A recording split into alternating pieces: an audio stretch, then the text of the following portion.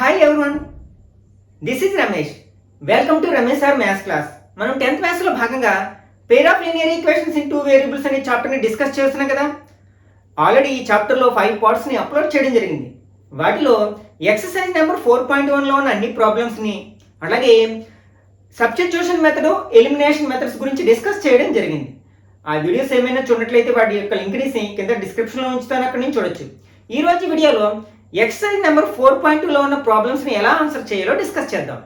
First one, the ratio of incomes of 2 persons is 9:7 and the ratio of their expenditures is 4:3. If each of them manages to save 2000 rupees per month, find their monthly income. Okay, ఇద్దరు persons ఉన్నారు, వాళ్ళ యొక్క incomes, monthly incomes అనేవి 9:7 రేషియోలో ఉన్నాయి.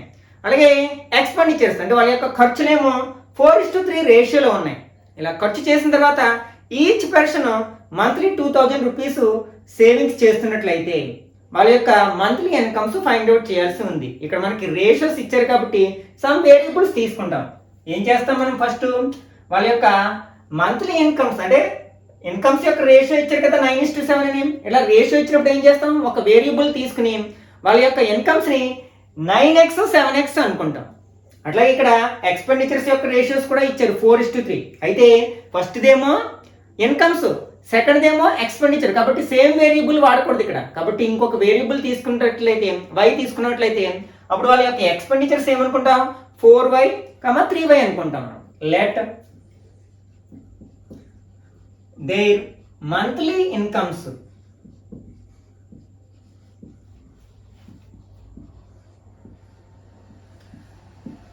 Ratio ఏంటి? 9:7 కదా, అంటే 9x, 7x and there monthly expenditure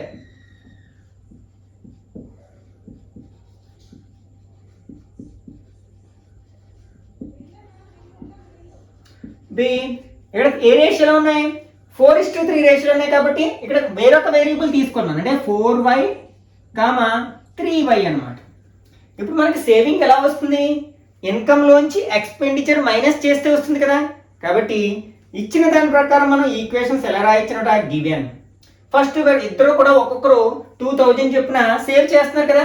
first person యొక్క మంత్లీ ఇన్కమ్ ఏమో 9x, ఎక్స్పెండిచర్ ఏమో 4y. కాబట్టి సేవింగ్ కావాలంటే ఇన్కమ్ మైనస్ ఎక్స్పెండిచర్. అతని ఇన్కమ్ ఎంత?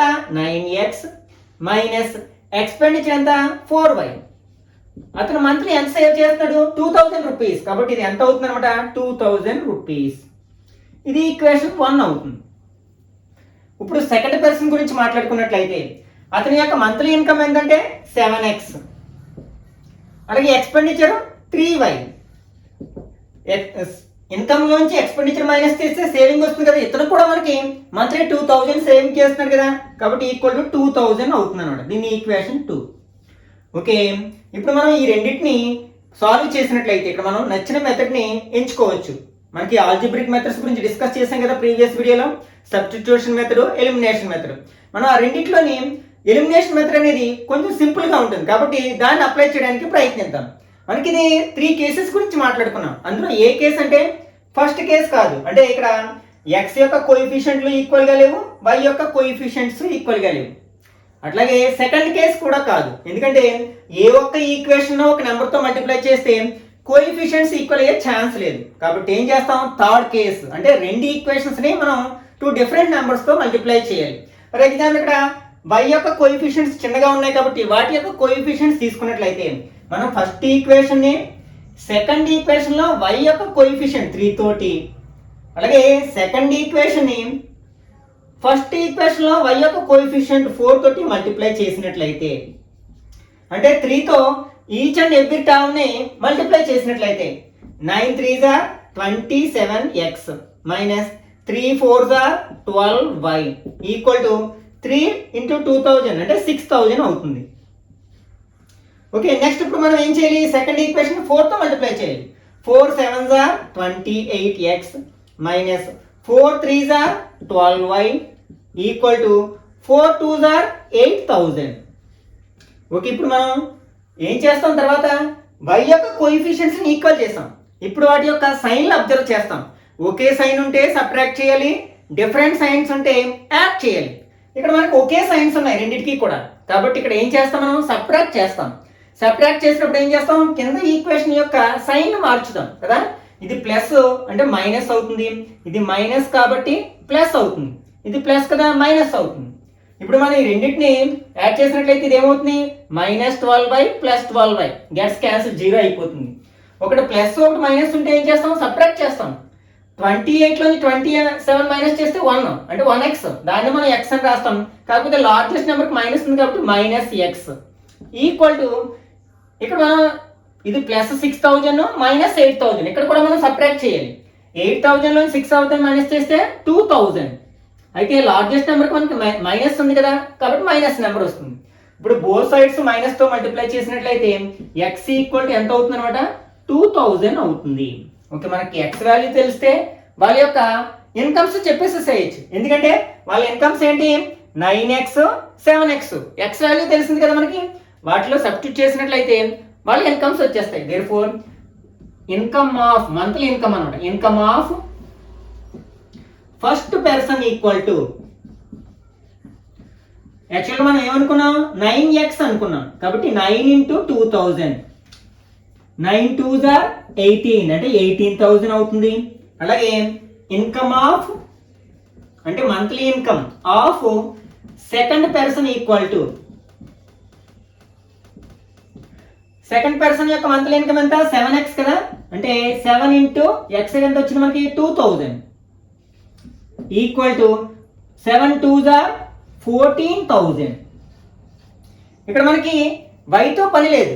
ఒకవేళ వై అడిగుంటే మనం ఈ వాల్యూని తీసుకెళ్ళి ఫస్ట్ ఈక్వేషన్లోనో సెకండ్ ఈక్వేషన్లోనో సబ్స్టిట్యూట్ చేసేవాళ్ళం, అప్పుడు వై వాల్యూ వస్తుంది. ఆ వై వాల్యూని తీసుకెళ్ళి వీటిలో రాస్తే వాళ్ళ యొక్క ఎక్స్పెండిచర్స్ వస్తాయన్నమాట.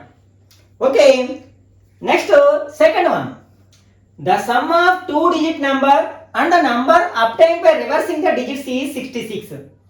If the digits of the number differ by 2, find the number. How many such numbers are there? Okay, ఇక్కడ మనం ఇలాంటిది 9th class linear equations in 2 variable అనే చాప్టర్లో మనం సాల్వ్ చేసాం. అక్కడ మనం ఈక్వేషన్స్ తయారు చేసాం, ఇక్కడ మనం ఈక్వేషన్స్ సాల్వ్ చేస్తున్నాం అన్నమాట. ఓకే, ఇక్కడ ఏమంటారు, ఒక నెంబర్, ఒక 2-digit నెంబర్ ఉంది. ఆ 2-digit నెంబర్లో ఉన్న డిజిట్స్ని రివర్స్ చేయడం వల్ల మరొక నెంబర్ వస్తుంది కదా, ఆ రెండింటి యొక్క సమ్ 66కి సమానం. అట్లాగే ఆ 2-digit నెంబర్లో యూనిట్ డిజిట్ అంటే యూనిట్ ప్లేస్లో ఉన్న డిజిట్కి టెన్స్ డిజిట్లో ఉన్న టెన్స్ ప్లేస్లో ఉన్న డిజిట్కి డిఫరెన్స్ మైనస్ చేస్తే 2 అయినట్లయితే మనం ఆ నెంబర్ని ఫైండ్ అవుట్ చేయాలి. ఇక్కడ మనకి ఆ నెంబర్లో యూనిట్ ప్లేస్లో ఉన్న డిజిట్ ఏంటో తెలియదు, టెన్స్ ప్లేస్లో ఉన్న డిజిట్ కూడా తెలియదు, కాబట్టి x y అనుకుందాం. Let units digit equal to x and tens digit equal to y. ఇప్పుడు మనం ఆ నెంబర్ని ప్రిపేర్ చేయొచ్చు. ఫర్ ఎగ్జాంపుల్ 53 ఉంది, దీన్ని ఎక్స్పాండెడ్ ఫామ్లో ఎలా రాస్తాం అంటే మనకి టెన్స్ ప్లేస్లో 5 ఉంది, యూనిట్ ప్లేస్లో 3 ఉంది. దీన్ని ఎక్స్పాండెడ్ ఫామ్లో ఎలా రాస్తాం, 50 + 3 అని రాస్తాం. అంటే టెన్స్ ప్లేస్లో ఉన్న డిజిట్ని 10తో మల్టిప్లై చేస్తాం, అలాగే దానికి యూనిట్ డిజిట్ని యాడ్ చేస్తాం కదా. ఇప్పుడు మనకి దేర్ఫోర్ ద నంబర్,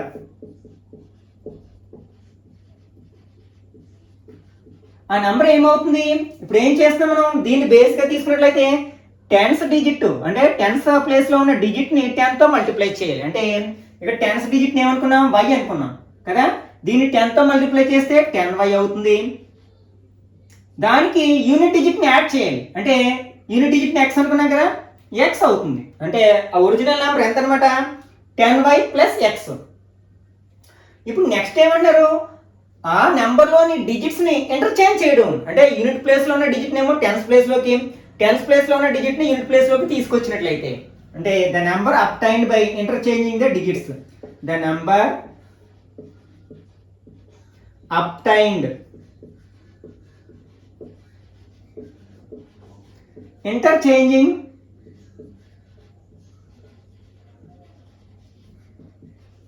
డిజిట్స్. అంటే ఫర్ ఎగ్జాంపుల్ ఇదే అనుకుందాం నెంబర్, అప్పుడు ఏమవుతుంది 35 అవుతుంది. ఇప్పుడు దీని ఎక్స్పాండెడ్ ఫార్ములా ఏమవుతుంది రాస్తే ఏమవుతుంది 30 + 5 అంటే ఇక్కడ మనకి టెన్స్ ప్లేస్లోకి ఏమో ఈ 3 వచ్చేసింది, యూనిట్ ప్లేస్లోకి ఏమో ఈ 5 వెళ్ళింది. కాబట్టి ఇప్పుడు మనకి ఏమవుతుంది, ఇది యూనిట్ డిజిట్ అవుతుంది, ఇది టెన్స్ డిజిట్ అవుతుంది అప్పుడు ఇంటర్చేంజ్ చేసినప్పుడు. కాబట్టి ఫస్ట్ ఏం చేయాలి, టెన్స్ డిజిట్ని 10తో మల్టిప్లై చేయాలి. అంటే ఇక్కడ ఇది టెన్స్ డిజిట్ కాబట్టి 10x అవుతుంది. దానికి యూనిట్ డిజిట్ని యాడ్ చేయాలి అంటే y + y అవుతుంది అనమాట. అంటే ఇదేమో ఒరిజినల్ నెంబరు, ఇదేమో ఆ నెంబర్లోని డిజిట్స్ని రివర్స్ చేయడం వల్ల ఫామ్ అయిన నెంబర్ అనమాట. ఇప్పుడు ఇచ్చారు, ఏమి ఇచ్చారు మనకి, ఈ రెండింటి యొక్క సమ్ 66 అట. అంటే given 10y + x first number plus interchange చేయగా వచ్చిన నెంబర్ ఏంటి 10x + y = 66. దీన్ని కొంచెం సింప్లిఫై చేసినట్లయితే మనకు ఒక ఈక్వేషన్ వస్తుంది. ఇక్కడ ఫస్ట్ ఎక్స్ని యాడ్ చేద్దాం. x + 10x ఏమవుతుంది 11x అవుతుంది. అట్లాగే 10y + y ఏమవుతుంది 11y అవుతుంది = 66. ఓకే, ఇక్కడ 11 కామన్ తీయచ్చు కదా మనం. LHSలో 11 కామన్ తీసాను. ఇక్కడ ఏముంటుంది x + y = 66. ఈ 11ని RHSలో తీసుకెళ్ళినట్లయితే x + y = 66/11. 11 టేబుల్ 66లో 6 టైమ్స్ పోతుంది కదా, కాబట్టి x + y = 6. ఇది ఈక్వేషన్ 1 అన్నమాట. ఒక ఈక్వేషన్ వచ్చింది. మరొక ఈక్వేషన్ కావాలి మనం సాల్వ్ చేయాలంటే. నెక్స్ట్ ఏమి ఇచ్చారు, if the digits of the number differ by 2 అంటే ఆ 2 డిజిట్స్ మధ్యలో ఉన్న డిఫరెన్స్ అనేది 2 అయితే ఆ డిజిట్స్ ఏమనుకున్నాం x y అనుకున్నాం. డిఫరెన్స్ అంటే మైనస్ చేస్తాం కదా, అంటే x - y = 2 అన్నమాట. ఆల్సో గివెన్ ఇంకేమి ఇచ్చారు మనకి x - y = 2. ఇది సెకండ్ ఈక్వేషన్. మనకి ఒక పెయిర్ ఆఫ్ లీనియర్ ఈక్వేషన్స్ వచ్చింది కదా, కాబట్టి ఈ రెండింటిని సాల్వ్ చేసినట్లయితే మనకు కావాల్సిన xy వాల్యూస్ వచ్చేస్తే వస్తే మనం ఆ నెంబర్ని చెప్పొచ్చు. ఓకే, ఇప్పుడు రెండింటిని ఒకదాని కింద ఒకటి వేసుకున్నట్లయితే x + y = 6 ఇది ఈక్వేషన్ 1, x - y = 2 ఈక్వేషన్ 2. ఇక్కడ మనకి x యొక్క కోఎఫిషియెంట్స్ ఈక్వల్ గా ఉన్నాయి, y యొక్క కోఎఫిషియెంట్స్ కూడా ఈక్వల్ గా ఉన్నాయి. 1 ఉన్నది ఏం లేకపోతే 1 ఉన్నట్లు కదా, కాబట్టి మనం ఏ మల్టిప్లై చేయాల్సిన అవసరం లేదు. అవసరమైతే యాడ్ చేయొచ్చు లేకపోతే సబ్ట్రాక్ట్ చేయొచ్చు. ఓకే, యాడ్ చేసినట్లయితే వైస్ క్యాన్సిల్ అవుతాయి, సబ్ట్రాక్ట్ చేసినట్లయితే ఎక్స్లు క్యాన్సిల్ అవుతాయి. ఓకే, యాడ్ చేద్దాం. అంటే ఈక్వేషన్ 1 + 2 ఇంప్లైజ్ ఇప్పుడు x + x ఏమవుతుంది 2x అవుతుంది. +y - y గెట్స్ క్యాన్సిల్ 0 అయిపోతుంది కదా, = 6 + 2 8 అవుతుంది. ఈ 2ని RHSలో తీసుకెళ్తే x = 8/2. 2 టేబుల్ 8లో 4 టైమ్స్ పోతుంది, x = 4 అవుతుంది. ఇంకా మనకి ఏం కావాలి, y వాల్యూ కావాలి. ఏం చేద్దాం, దాన్ని తీసుకెళ్ళి ఫస్ట్ ఈక్వేషన్లో కానీ సెకండ్ ఈక్వేషన్లో కానీ సబ్స్టిట్యూట్ చేద్దాం. Okay, substitute x = 4 in equation 1. ఇందులో రాసిన మనకు ఒకటే ఆన్సర్ వస్తుంది. ఈక్వేషన్ 1 ఏంటి యాక్చువల్గా x + y = 6 అంటే x ప్లేస్లో 4 రాస్తాం. 4 + y = 6 అంటే y = 6 - 4 అంటే ఎంత వచ్చింది మనకి y = 2 వచ్చింది. ఓకే, మనకి x వాల్యూ వచ్చింది, y వాల్యూ వచ్చింది. ఆ నెంబర్ చెప్పేసేయచ్చు కదా. దేర్ఫోర్ ద నెంబర్ ఈజ్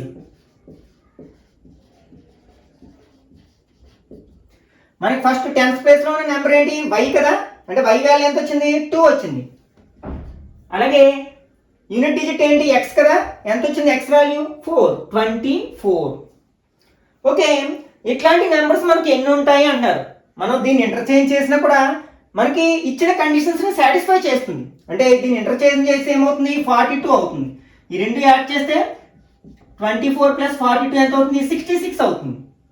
అలాగే ఇక్కడ మనకి డిజిట్స్ మధ్యలో డిఫరెన్స్ 2 అవుతుంది, ఇక్కడ డిజిట్స్ మధ్యలో డిఫరెన్స్ 2 అవుతుంది. కాబట్టి అది ఆన్సర్ ఇదైనా కావచ్చు ఇదైనా కావచ్చు. అంటే అట్లాంటి నెంబర్స్ మనకి ఎన్ని ఉన్నాయన్నమాట 2 ఉన్నాయి. అవేంటి 24, 42 అన్నమాట. Okay, next third one. The larger of 2 supplementary angles exceeds by 18 degrees. Find the angles. ఇక్కడ మనకి 2 సప్లిమెంటరీ యాంగిల్స్ ఉన్నాయి. అందులో లార్జర్ యాంగిల్ స్మాలర్ యాంగిల్ కంటే 18 degrees ఎక్కువ అనమాట. అయితే మనం ఆ యాంగిల్స్ని ఫైండ్ అవుట్ చేయాల్సి ఉంది. మనం పేర్స్ ఆఫ్ యాంగిల్స్ గురించి 9th క్లాస్లో లైన్స్ అండ్ యాంగిల్స్ అనే చాప్టర్లో డిస్కస్ చేస్తాం కదా. కాంప్లిమెంటరీ యాంగిల్స్ అని, సప్లిమెంటరీ యాంగిల్స్ అని, కాంజుగేట్ యాంగిల్స్ అని, లీనియర్ పేర్ అని, ఇట్లాంటి different types of pairs of angles గురించి డిస్కస్ చేస్తాం.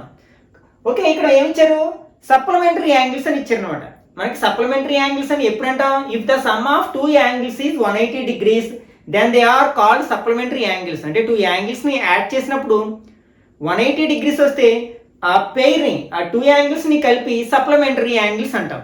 ఇక్కడ మనకి యాంగిల్స్ని ఫైండ్ అవుట్ చేయాల్సింది, ఫర్ ఎగ్జాంపుల్ లార్జర్ యాంగిల్ని ఎక్స్ అని, స్మాలర్ యాంగిల్ని వై అనుకున్నట్లయితే, let larger angle equal to x degrees and smaller angle equal to y degrees. ఇప్పుడు మనం ఇచ్చిన డేటాని ఈక్వేషన్స్ లోకి కన్వర్ట్ చేద్దాం. అవి సప్లిమెంటరీ యాంగిల్స్ అంటే ఇప్పుడే చెప్పుకున్నాం కదా, ఆ రెండు యాంగిల్స్ ని యాడ్ చేస్తే 180 కావాలి. కాబట్టి ఆ టూ యాంగిల్స్ ఎక్స్ వై, కాబట్టి x plus y equal to 180 degrees. ఒక ఈక్వేషన్ వచ్చేసింది. మనకి ఇంకొక ఈక్వేషన్ కావాలి. నెక్స్ట్ ఆ రెండింటి మధ్య ఇంకొక రిలేషన్ ఉంది. ఏంటి? Larger angle is 18 degrees more than smaller angle. ఇక్కడ మనకి లార్జర్ యాంగిల్ అంటే ఎక్స్ కదా, అంటే X equal to smaller angle కంటే 18 degrees ఎక్కువ. ఇక్కడ స్మాలర్ యాంగిల్ వై, దీనికంటే 18 degrees ఎక్కువ, అంటే 18 degrees. అంటే స్మాలర్ యాంగిల్ కి 18 degrees యాడ్ చేస్తే మనకి ఏమొస్తుంది అనమాట? లార్జర్ యాంగిల్ వస్తుంది. ఓకే, ఈ ఫర్ ఎగ్జాంపుల్ ఈ వైని కూడా మనం LHS లోకి తీసుకొచ్చినట్లయితే x minus y equal to 18. ఇది మనకి సెకండ్ ఈక్వేషన్ అవుతుంది అనమాట. ఇప్పుడు ఈ రెండింటిని సాల్వ్ చేసినట్లయితే మనకి ఎక్స్ వాల్యూ వై వాల్యూ వస్తుంది. ఇక్కడ మనకి ఫస్ట్ కేసే, ఇక్కడ ఎక్స్ యొక్క కోఎఫిషియెంట్స్ ఈక్వల్గా ఉన్నాయి, వై యొక్క కోఎఫిషియెంట్స్ కూడా ఈక్వల్గా ఉన్నాయి. ఇంకా మనం ఏ నెంబర్ తోటి మల్టిప్లై చేయాల్సిన అవసరమే లేదు. కాబట్టి ఈ ఈక్వేషన్స్ని ఒకదాని కింద ఒకటి వేసుకుని ఎడిషన్ చేసినా పర్లేదు, సబ్ట్రాక్ట్ చేసినా పర్లేదు. ఓకే, ఫస్ట్ ఈక్వేషన్ ఏంటి? X plus y equal to 180 degrees. ఇది ఫస్ట్ ఈక్వేషన్. సెకండ్ ఈక్వేషన్ ఏంటి? X minus y equal to 18. Okay, ఈ రెండింటిని యాడ్ చేద్దాం. Equation 1 plus 2. X plus x ఏమవుతుంది? 2x అవుతుంది. Plus y minus y gets 0 equal to 180 plus 18 198. ఇప్పుడు ఈ 2ని RH లోకి తీసుకెళ్ళినట్లయితే x ఈక్వల్ టు 198/2. 2 టేబుల్ 19లో 9 టైమ్స్, ఇంకా 1 ఉంది 18 అవుతుంది, 9 టైమ్స్. అంటే x ఈక్వల్ టు ఎంత అంటే 99 degrees. అంటే లార్జర్ యాంగిల్ వచ్చేసింది. ఇప్పుడు ఈ x వాల్యూ తీసుకెళ్ళి ఈక్వేషన్ 1లో కానీ ఈక్వేషన్ 2లో కానీ రాసినట్లయితే మనకి y యాంగిల్ కూడా వచ్చేస్తుంది అనమాట. Substitute x equal to 99 in equation 1. Equation 1లో సబ్స్టిట్యూట్ చేద్దాం. ఈక్వేషన్ 1 ఏంటి? x plus y equal to 180 degrees. మనం x ప్లస్ ఏం రాయొచ్చు? 99 రాయొచ్చు. 99 ప్లస్ వై ఈక్వల్ టు 180. ఈ 99 RH లోకి తీసుకెళ్ళినట్లయితే y equal to 180 minus 99 degrees. Okay, minus చేసినట్లయితే ఎంత వస్తుంది? 81 వస్తుంది కదా. అంటే y equal to 81 degrees. Therefore the two supplementary angles are first ఏంటి? 99 degrees and 81 degrees అని మనం రిజల్ట్ రాస్తే సరిపోతుంది. Therefore the two supplementary angles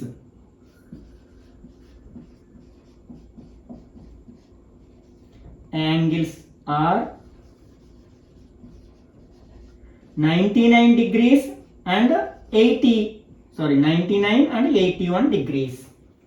Okay, next fourth one. The taxi charges in Hyderabad are fixed along with the charges for the distance covered. For a distance of 10 km, the charges paid is 220 rupees. For a journey of 15 km, the charge paid is 310 rupees. What are the fixed charges and the charge per kilometer? How much does a person have to pay for the traveling a distance of 25 km? Okay, Hyderabad లో taxi charges ఎట్లా ఉంటాయట? First కొంత fixed charge ఉంటుంది అనమాట. అంటే అది distance తో సంబంధం ఉండదు. మనం ట్యాక్సీ ఎక్కితే చాలు, ఆ ఫిక్స్డ్ ఛార్జ్ ప్లస్ మనం ఎంత డిస్టెన్స్ అయితే ట్రావెల్ చేసామో అంత కిలోమీటర్కి కొంత అమౌంట్ చొప్పున పే చేయాల్సి ఉందన్న. అంటే పర్ కిలోమీటర్ ఒక 10 రూపీస్ 20 రూపీస్ పే చేయాల్సి ఉంటుంది అనమాట. ఫర్ ఎగ్జాంపుల్ మనం ఒక 15 kilometers ట్రావెల్ చేసాం అనుకోండి, ఫిక్స్డ్ ఛార్జెస్ ఏమో ఒక 25 రూపీస్ అనుకుందాం. అంటే మనం ట్యాక్సీ ఎక్కితే చాలు ఫస్ట్ పే చేయాల్సింది ఏంటి? ఫిక్స్డ్ ఛార్జెస్ అనమాట. అంటే ఫర్ ఎగ్జాంపుల్ మీటర్ ఆటోస్ అనుకున్నట్లయితే, మీటర్ ట్యాక్సీలు అనుకున్నట్లయితే మీటర్ ఆల్రెడీ ఎక్కడ ఉంటుంది అంటే 25 రూపీస్ దగ్గర ఉంటుంది. అక్కడ నుంచి స్టార్ట్ అవుతుంది. మన కిలోమీటర్ పెరిగే కొద్దీ పెరుగుతూ ఉంటుంది అనమాట. అంటే ఇక్కడ ఫిక్స్డ్ ఛార్జెస్ ఎంత 25 రూపీస్. దీనికి మళ్ళీ ఏం యాడ్ చేయాలి, పర్ కిలోమీటర్కి కొంత అమౌంట్ చొప్పున మనం ఎన్ని కిలోమీటర్స్ ట్రావెల్ చేస్తే అంత యాడ్ చేయాలి. For example per kilometre 10 rupees అనుకుందాం. మనం 15 కిలోమీటర్స్ ట్రావెల్ చేసినట్లయితే అంటే 15 × 10 అంటే 25 ప్లస్ 150 175 పే చేయాల్సి ఉందన్నమాట. ఇట్లా ఒకవేళ మనం 20 కిలోమీటర్స్ ట్రావెల్ చేసాం అనుకోండి, ఈ ఫిక్స్డ్ ఛార్జెస్ మారు. ఏంటి 25 ప్లస్ 20 × 10 1 కిలోమీటర్కి 10 రూపీస్ కదా, ఇట్లా అనమాట. అంటే మనకి ఈ ఫిక్స్డ్ ఛార్జెస్ని సమ్ ఎక్స్ అని, అట్లాగే మనం ట్రావెల్ చేసిన డిస్టెన్స్ ప్రకారం వేసే ఛార్జెస్ని వై అని అనుకుందాం. అంటే let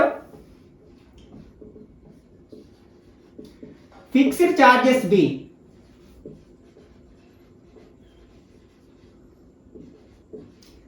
X rupees and charge per kilometre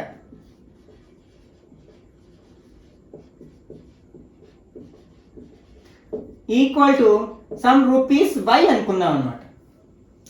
ఇప్పుడు మనకి ఏమి ఇచ్చారు, ఫస్ట్ కండిషన్ చూడండి, మనం ఒక 10 కిలోమీటర్స్ ట్రావెల్ చేస్తే ఎంత పే చేయాలన్నమాట, 220 రూపీస్ పే చేయాల్సి ఉంది. అంటే మనకి ఎలా వస్తుంది, ఫిక్స్డ్ ఛార్జెస్కి ఈ కేసునే మనం అబ్జర్వ్ చేసినట్లయితే ఈ ఫిక్స్డ్ ఛార్జెస్కి ఇక్కడ ఫిక్స్డ్ ఛార్జెస్ ఎంత ఎక్స్ ప్లస్ నెక్స్ట్ మనం ఎన్ని కిలోమీటర్స్ ట్రావెల్ చేస్తే దాన్ని మనకి కిలోమీటర్ పర్ ఛార్జెస్ ఉన్నాయి కదా, 1 కిలోమీటర్కి తీసుకునే ఛార్జెస్ దాంతో మల్టిప్లై చేయాలి. ఇక్కడ మనకి ఫస్ట్ ఎంత 10 కిలోమీటర్స్ కాబట్టి 10 ఇంటూ మనకి ఛార్జ్ పర్ కిలోమీటర్ ఎంత వై 10y అనమాట. ఇట్లా వస్తుంది మనకి కాల్కులేట్ చేసినప్పుడు. ఇది ఎంతకి సమానము 10 కిలోమీటర్స్ ట్రావెల్ చేసినప్పుడు 220 రూపీస్కి ఈక్వల్ అనమాట. దీని ఈక్వేషన్ 1 అనుకుందాం. నెక్స్ట్ సెకండ్ కేసు ఏంటి, ఒకవేళ మనం 15 కిలోమీటర్స్ ట్రావెల్ చేసినట్లయితే అప్పుడు 310 రూపీస్ పే చేయాల్సి ఉంది. అంటే ఫస్ట్ ఏం చేస్తాం, ఫిక్స్డ్ ఛార్జెస్ ఇక్కడ మనం ట్రావెల్ చేసిన డిస్టెన్స్ ఎంత 15, నెక్స్ట్ 1 కిలోమీటర్కి ఛార్జ్ ఎంత వై అంటే 15y ఈక్వల్ టు 310 రూపీస్ అనమాట. దీని ఈక్వేషన్ 2 అనుకుందాం. ఇప్పుడు మనం ఈ రెండింటిని సాల్వ్ చేసినట్లయితే మనకు కావాల్సిన ఫిక్స్డ్ ఛార్జెస్ అట్లాగే ఛార్జ్ పర్ కిలోమీటర్ వచ్చేస్తుంది అనమాట. ఓకే, ఇక్కడ మనం ఈ రెండింటిని ఒకసారి మనం ఏం చేస్తాం, ఎక్స్ యొక్క కోఎఫిషియెంట్స్ కానీ వై యొక్క కోఎఫిషియెంట్ కానీ ఈక్వల్గా ఉన్నాయేమో చూస్తాం. ఇక్కడ ఎక్స్ యొక్క కోఎఫిషియెంట్స్ ఈక్వల్గా ఉన్నాయి, రెండింటికి 1 ఉంది కదా, కాబట్టి మనం ఏ నెంబర్ తోటి మల్టిప్లై చేయాల్సిన అవసరం లేదు. రెండింటికి ఒకే సైన్ ఉంది కాబట్టి సబ్ట్రాక్ట్ చేస్తే సరిపోతుంది అనమాట. అంటే ఫస్ట్ ఈక్వేషన్ ఏంటి, x plus 10y equal to 220, ఇది ఈక్వేషన్ 1. సెకండ్ ఈక్వేషన్ ఏంటి, x plus 15y equal to 310, ఇది ఈక్వేషన్ 2. ఇక్కడ ఎక్స్ యొక్క కోఎఫిషియెంట్స్ ఈక్వల్గా ఉన్నాయి, అలాగే రెండు సేమ్ సైన్ ఉంది కాబట్టి సబ్ట్రాక్ట్ చేస్తాం. అంటే minus minus minus plus X minus X gets 0, plus 10 minus 15 ఏమవుతుంది -5 అవుతుంది కదా, -5y ఈక్వల్ టు 310 నుంచి 220 మైనస్ చేస్తే మనకి ఎంత వస్తుంది 90 వస్తుంది. అంటే -90, బోత్ సైడ్స్ మైనస్ ఉంది కాబట్టి మైనస్తో మనం మల్టిప్లై చేసినట్లయితే 5y ఈక్వల్ టు 90 అవుతుంది. అప్పుడు ఈ 5ని RHSలో తీసుకెళ్తే y equal to 90/5, 5 1s are 5, 4 ఉంది 40, 8 5s are 40, అంటే y ఈక్వల్ టు 18. అంటే మనం ప్రయాణించిన ప్రతి కిలోమీటర్కి 18 రూపీస్ చొప్పున పే చేయాల్సి ఉందన్నమాట. ఇంకా మనం ఏం ఫైండ్ అవుట్ చేయాలి, ఫిక్స్డ్ ఛార్జెస్ ఫైండ్ అవుట్ చేయాల్సి ఉందన్నమాట. అది కావాలంటే ఏం చేయాలి, ఈ y వాల్యూని ఈక్వేషన్ 1లో కానీ 2లో కానీ సబ్స్టిట్యూట్ చేయాలి. Okay, substitute y equal to 18 in equation 1. ఇక్కడ ఈక్వేషన్ 1 ఏంటి, x plus 10y equal to 220. ఇక్కడ మనం y ప్లస్ ఏం రాయాలి 18 రాయాలి. అంటే x plus 10 into 18 equal to 220. అంటే x ప్లస్ 18 ఇంటూ 10 అంటే 180 అవుతుంది కదా, ఈక్వల్ టు 220. ఇక 180 మనం RHSలో తీసుకెళ్తే x ఈక్వల్ టు 220 మైనస్ 180, అంటే x ఈక్వల్ టు మైనస్ చేస్తే ఎంత వస్తుంది 40 రూపీస్. అంటే ఇక్కడ మనకి ఫిక్స్డ్ ఛార్జెస్ ఎంత అనమాట 40 రూపీస్. అంటే ఇక్కడ మనకి ఫిక్స్డ్ ఛార్జెస్ ఏమో 40 రూపీస్, ఛార్జ్ పర్ కిలోమీటర్ ఏమో 18 రూపీస్ వచ్చేసింది. ఓకే, రెండు ఫైండ్ అవుట్ చేస్తాం. అంటే ఇక్కడ మనకి fixed charges equal to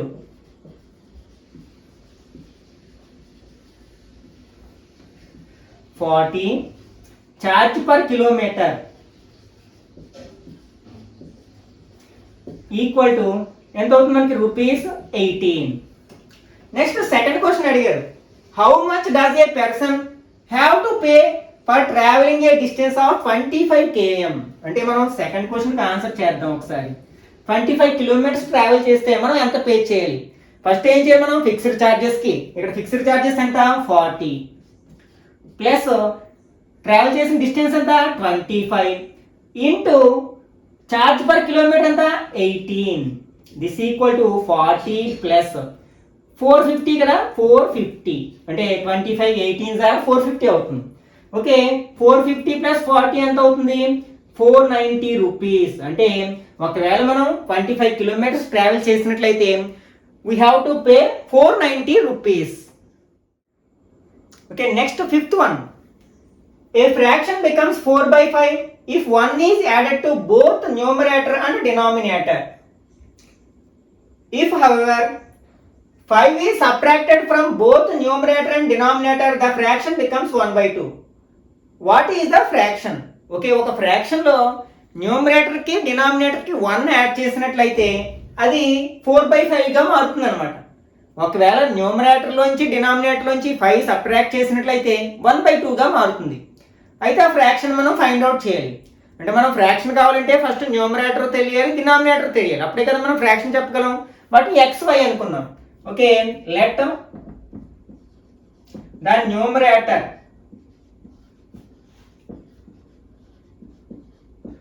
equal to X and denominator equal to Y. Okay, ఇప్పుడు ఇచ్చిన డేటాని మనం ఈక్వేషన్ లో మార్చినట్లయితే ఫస్ట్ ఏమి ఇచ్చారు, తర్వాత ఫ్రాక్షన్ ఏమవుతుంది? Then fraction equal to fraction numerator by denominator. Okay, ఇప్పుడు ఏంటి, మనం న్యూమరేటర్ కి డినామినేటర్ కి 1 యాడ్ చేస్తున్నాం. అప్పుడు ఏమైపోతుంది? ఫ్రాక్షన్ 4/5 అయిపోతుంది. అంటే ఇక్కడ మనకి న్యూమరేటర్ ఏంటి? X, దానికి 1 యాడ్ చేసాం. అలాగే డినామినేటర్ Y, దీనికి కూడా 1 యాడ్ చేసాం. అప్పుడు ఆ ఫ్రాక్షన్ ఏమైంది అనమాట? 4/5 గా మారింది. ఒకవేళ మనం న్యూమరేటర్ లోంచి డినామినేటర్ లోంచి 5 సబ్ట్రాక్ట్ చేసినట్లయితే, ఫర్ ఎగ్జాంపుల్ ఇది X కదా న్యూమరేటర్, దానిలోంచి 5 మైనస్ చేసాం. అలాగే డినామినేటర్ Y, దాంట్లోంచి కూడా మనం 5 మైనస్ చేసాం. అప్పుడు ఆ ఫ్రాక్షన్ ఏమైపోయింది? 1/2 గా మారింది అనమాట. అయితే ఇప్పుడు ఆ ఫ్రాక్షన్ ఫైండ్ అవుట్ చేయాలి. అంటే న్యూమరేటర్ కావాలి మనకి, డినామినేటర్ రెండింటిని ఫైండ్ అవుట్ చేయాలి. ఓకే, దీన్ని క్రాస్ మల్టిప్లికేషన్ చేసినట్లయితే ఏమవుతుంది? 5 into X plus 1 equal to 4 into Y plus 1. దీన్ని సింప్లిఫై చేసినట్లయితే 5X plus 5 equal to 4Y plus 4. ఈ Y టర్మ్ నేమో LHS లోకి, 5 నేమో RHS లోకి తీసుకొచ్చినట్లయితే ఇక్కడ మనకి 5X, ఈ 4Y LHS లోకి వస్తే మైనస్ 4Y ఈక్వల్ టు ఈ ప్లస్ 5 RHS లోకి వస్తే మైనస్ 5, ఆల్రెడీ ఇక్కడ ప్లస్ 4 ఉంది. అంటే 5X minus 4Y equal to ఒకటి మైనస్ ఒకటి ప్లస్ ఉంటే సబ్ట్రాక్ట్ చేస్తాం కదా, 5 మైనస్ 4 అంటే 1, లార్జెస్ట్ నెంబర్కి మైనస్ ఉంది కాబట్టి -1. ఇది ఈక్వేషన్ 1. ఓకే, ఇప్పుడు దీన్ని కూడా మనం సింప్లిఫై చేస్తే సెకండ్ ఈక్వేషన్ వస్తుంది అనమాట. ఇక్కడ కూడా మనం క్రాస్ మల్టిప్లికేషన్ చేసినట్లయితే అంటే 2 into X minus 5 equal to 1 into Y minus 5. 2 into X 2X minus 2 5 or 10. 1 into Y అంటే Y మైనస్ 1 ఇంటూ 5 అంటే 5. అట్లాగే ఈ Y నేమో LHS లోకి, 10 నేమో RHS లోకి తీసుకెళ్ళినట్లయితే ఏమవుతుంది? 2X, ఈ ప్లస్ Y LHS లోకి వస్తే మైనస్ Y అవుతుంది. అలాగే ఈ మైనస్ 10 RHS లోకి అయితే ప్లస్ 10 అవుతుంది. ఆల్రెడీ -5 ఉంది కదా. Okay, 2X minus Y equal to 10 minus 5 అంటే 5. ఇదేంటి మనకి? ఈక్వేషన్ 2. ఓకే, ఇప్పుడు ఈ రెండింటిని మనం సాల్వ్ చేస్తే XY వాల్యూలు వస్తాయి. ఫస్ట్ మనం ఎలిమినేషన్ మెథడ్ అప్లై చేస్తాం కదా. ఏ కేసు? ఫస్ట్ కేసు కాదు, ఎందుకంటే ఇది X లో యొక్క కోఎఫిషియెంట్స్ ఈక్వల్ గా లేవు, Y యొక్క కోఎఫిషియెంట్స్ కూడా ఈక్వల్ గా లేవు. ఓకే, సెకండ్ కేసును ఒకసారి అబ్జర్వ్ చేసినట్లయితే మనం ఈ ఈక్వేషన్ 4 తో త్రూఅవుట్ గా మల్టిప్లై చేసినట్లయితే అప్పుడు Y యొక్క కోఎఫిషియెంట్ 4 అవుతుంది కదా, అప్పుడు Y యొక్క కోఎఫిషియెంట్స్ ఈక్వల్ అవుతాయి. కాబట్టి ఇది సెకండ్ కేసు. ఫస్ట్ ఈక్వేషన్ మనం యాజ్ ఇట్ ఈజ్ గా ఉంచుతున్నాం. ఫస్ట్ ఈక్వేషన్ ఏంటి? 5X minus 4Y equal to -1. ఇప్పుడు సెకండ్ ఈక్వేషన్ ఏం చేస్తున్నాం? 4 తో మల్టిప్లై చేస్తున్నాం. త్రూ అవుట్గా 4తో మల్టిప్లై చేస్తే 4 2s are 8x మైనస్ ఉంది కదా, తర్వాత 4 into y 4y equal to 4 5s are 20. Okay, ఇప్పుడు ఏం చేయాలి మనం? రెండింటికి ఒకే సైన్ ఉంది, ఈక్వల్ కోఎఫిషియెంట్స్ ఉన్న టర్మ్స్కి ఒకే సైన్ ఉంటే సబ్ట్రాక్ట్ చేయాలి. సబ్ట్రాక్ట్ చేస్తే ఈ కింద ఈక్వేషన్ యొక్క సైన్లు మారితే ఇది మైనస్ అవుతుంది, ఇది ప్లస్ అవుతుంది, ఇది ప్లస్ కాబట్టి మైనస్ అవుతుంది. ఇప్పుడు 5 ఇది ప్లస్ 5x మైనస్ 8x ఎంత అవుతుంది? యాడ్ చేస్తే మైనస్ 3x అవుతుంది. Minus 4y plus 4y gets 0. Next -1 -20 రెండు ఒకే సైన్ ఉంది కదా, -21 అవుతుంది. ఒకే సైన్ ఉన్నప్పుడు యాడ్ చేస్తాం కాబట్టి. ఈ మైనస్ పోవాలంటే త్రూ అవుట్ గా మైనస్ తో మల్టిప్లై చేస్తాం అనుకోండి, 3x ఈక్వల్ టు ఇది కూడా ప్లస్ అయిపోతుంది 21. అప్పుడు x ఈక్వల్ టు 21/3. 3 టేబుల్ 21 లో 7 టైమ్స్ అంటే x ఈక్వల్ టు ఎంత వచ్చింది మనకి? 7 వచ్చింది. అంటే న్యూమరేటర్ వచ్చింది, ఇంకా డినామినేటర్ కావాలి. ఈ 7 తీసుకువెళ్ళి ఫస్ట్ ఈక్వేషన్ లో కానీ సెకండ్ ఈక్వేషన్ లో రాసినట్లయితే మనకి y వాల్యూ కూడా వస్తుంది అనమాట. ఓకే, మీరు ఏ ఈక్వేషన్ తీసుకున్నా వాల్యూలో ఏ విధమైన మార్పు ఉంటుంది. ఫర్ ఎగ్జాంపుల్ సెకండ్ ఈక్వేషన్ తీసుకుని చూద్దాం. సబ్స్టిట్యూట్ ఇక్కడ x equal to 7 in equation 2. Equation 2 ఏంటి? 2x minus y equal to 5. ఇప్పుడు x ప్లేస్ లో మనం ఏం రాయాలి? 7 రాయాలి. అంటే 2 into 7 minus y equal to 5. 2 7s are 14 minus y equal to 5. ఈ 14 RSL తీసుకెళ్తే minus y equal to 5 minus 14 అంటే మైనస్ y equal to ఒకటి ప్లస్ ఒకటి మైనస్ ఉంటే సపరేట్ చేస్తాం. 14 నుంచి 5 మైనస్ చేస్తే 9. లార్జెస్ట్ నెంబర్కి మైనస్ ఉంది కాబట్టి -9. బోత్ సైడ్స్ మైనస్ తో మల్టిప్లై చేస్తే ఇది ప్లస్ అయిపోతుంది, ఇది కూడా ప్లస్ అయిపోతుంది. అంటే y ఈజ్ ఈక్వల్ టు 9. ఇప్పుడు మనకి ఫ్రాక్షన్ వచ్చేసింది కదా. Therefore, fraction equal to x by y. x ఎంత ఇక్కడ మనకి? 7 by 9 అంటే 7/9 అవుతుంది అన్నమాట. Okay, next 6th one. Places A and B are 100 kilometers apart on a highway. One car starts from A and another car starts from B at the same time at different speeds. If the car travel in same direction, they meet in 5 hours. If they travel towards each other, they meet in 1 hour.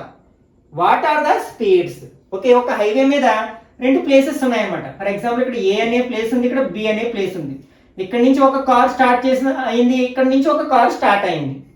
ఒకవేళ రెండు కూడా మనకి ఒకే direction లో travel చేసినట్లయితే, అంటే ఏ car ఇదే direction లో travel చేస్తుంది, బి అనే కారు ఇదే డైరెక్షన్ లో ట్రావెల్ చేసినట్లయితే ఆ రెండు కూడా మనకి 5 hours లో ఒకదాని ఒకటి మీట్ అవుతాయి అనమాట.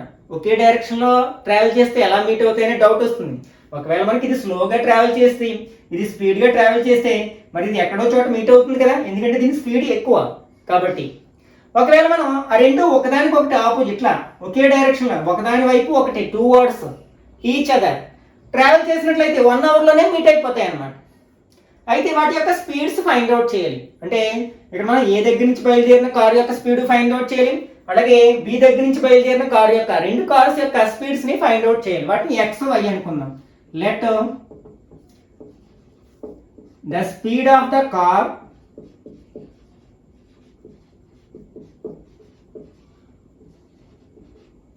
Start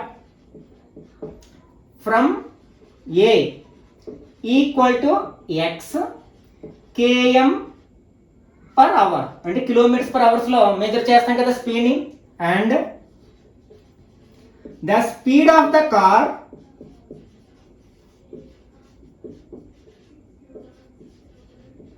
start from B equal to y km per hour. kmph అని కూడా రాయొచ్చు, కిలోమీటర్ పర్ అవర్. ఓకే, ఇప్పుడు ఏంటి మనకి రెండు ఒకే డైరెక్షన్ లో వెళ్తే, అంటే రెండు కార్లు ఒకే డైరెక్షన్ లో వెళ్తే అవి మనకి 5 hours లో మీట్ అవుతాయి. మనకి ఇలా 2 కార్స్ ఒకే డైరెక్షన్ లో వెళ్ళినప్పుడు 2 hours వెళ్ళినప్పుడు మనకి రిలేటివ్ స్పీడ్ అనే పదం వాడతాం. అంటే మనం రెండింటి యొక్క స్పీడ్ ని మనం సింగిల్ టర్మ్స్ లోకి మార్చడానికి మనం రిలేటివ్ స్పీడ్, అంటే ఒకదానితో ఒకటి పోల్చినప్పుడు రిలేటివ్ స్పీడ్ ఎలా ఉంటుందంటే, మనకి ఒకే డైరెక్షన్ లో ట్రావెల్ చేస్తున్నప్పుడు రిలేటివ్ స్పీడ్ అనేది మనకి డిఫరెన్స్, ఆ రెండింటి యొక్క డిఫరెన్స్ ఉంటుంది అనమాట. అంటే దీని స్పీడ్ ఫర్ ఎగ్జాంపుల్ 60 km/h, దీని స్పీడ్ 40 km/h అన్నట్లయితే ఈ రెండింటి యొక్క స్పీడ్ 60 - 40 20 km/h అవుతున్నాడు రిలేటివ్ స్పీడ్. ఓకే, అదే ఆ రెండు ఒకదాని వైపు ఒకటి ప్రయాణిస్తున్నప్పుడు యాడ్ చేయాలి. అంటే ఇది 60 ఇది 40 అయితే రిలేటివ్ స్పీడ్ 100 km/h అవుతుంది. అందుకే తొందరగా కలుసుకుంటాయి అనమాట 2 hours ట్రావెల్ చేసినప్పుడు. ఓకే, ఇక్కడ మనకి 2 కేసెస్ ఉన్నాయి. ఫస్ట్ కేసు ఏమో ఒకే వైపు ట్రావెల్ చేస్తున్నప్పుడు, సెకండ్ కేసు ఏమో రెండు ఒకదాని వైపు ఒకటి ట్రావెల్ చేస్తున్నప్పుడు రిలేటివ్ స్పీడ్ ఫైండ్ అవుట్ చేయాలి. అంటే relative speed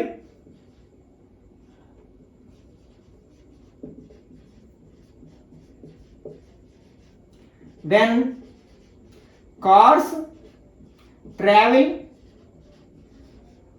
in same direction equal to ఏమవుతుంది అంటే ఒకే డైరెక్షన్ లో వెళ్తున్నప్పుడు వాటి యొక్క డిఫరెన్స్ కదా, అంటే x minus why km/h km/h అవుతుంది. అదే మనకి 2 hours relative speed when the cars travels towards each other 2 hours